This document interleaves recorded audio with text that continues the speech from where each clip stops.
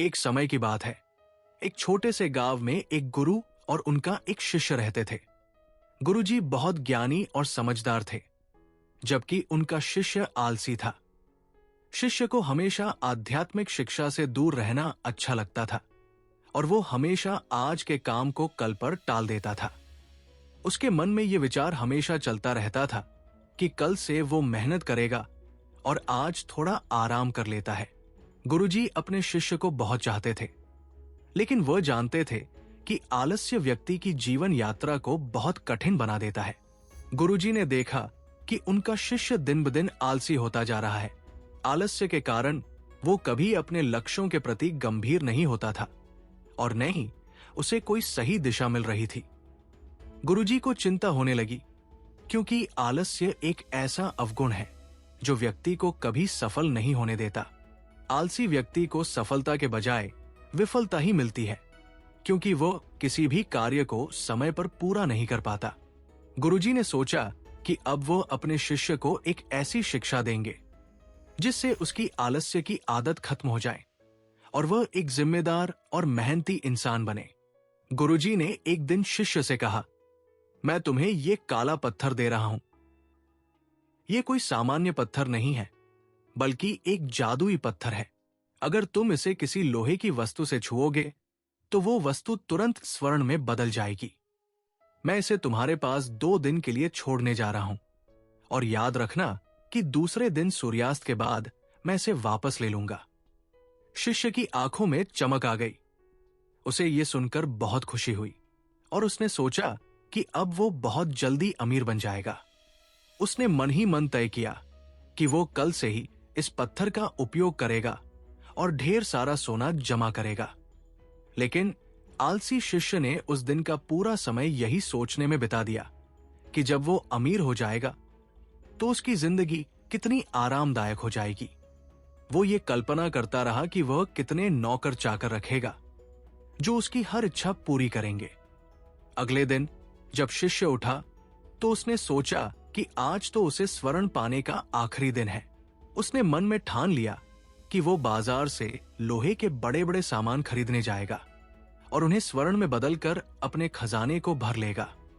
लेकिन फिर आलस्य ने उसे घेर लिया। वो सोचा, अब भी समय है, पहले थोड़ी देर आराम कर लूंगा। शिष्य ने भोजन किया और फिर अपनी आदत के अनुसार सोने चला गया। उसे ये विश्वास था कि उसके पास पूरा दिन पड़ा है, लेकिन जब वो सोकर उठा तो सूर्यास्त का समय आ चुका था। वो घबराया और जल्दी जल्दी बाजार की ओर दौड़ा, लेकिन रास्ते में ही गुरुजी उससे मिल गए। गुरुजी ने देखा कि शिष्य बहुत घबराया हुआ था और उसने पत्थर को एक दिन और रखने की प्रार्थना की। गुरुजी ने उसे बहुत समझाया और कहा, देखो, ये अवसर एक बार ही आया था और तुम इसे आलस्य के कारण गवा चुके हो। अब तुम्हारा सपना चूर चूर हो गया। ये समय और अवसर कभी वापस नहीं आएगा। तुम्हें यही सिखाना था कि आलस्य से जीवन में कभी सफलता नहीं मिलती। शिष्य को बहुत पछतावा हुआ। वो गुरुजी के चरणों में गिर पड़ा और उनसे क्षमा मांगी। गुरुजी ने उसे समझाया कि जीवन में यदि आप आलस्य और विलंब की आदत को छोड़कर मेहनत और जागरूकता से काम करते हैं तो आपको हमेशा सफलता मिलती है। गुरुजी ने कहा, याद रखो, जीवन में जब भी किसी काम को टालने का मन करे तो खुद से ये सवाल करो, आज ही क्यों नहीं? अगर तुम आज का काम कल पर टालोगे तो कल कभी नहीं आएगा।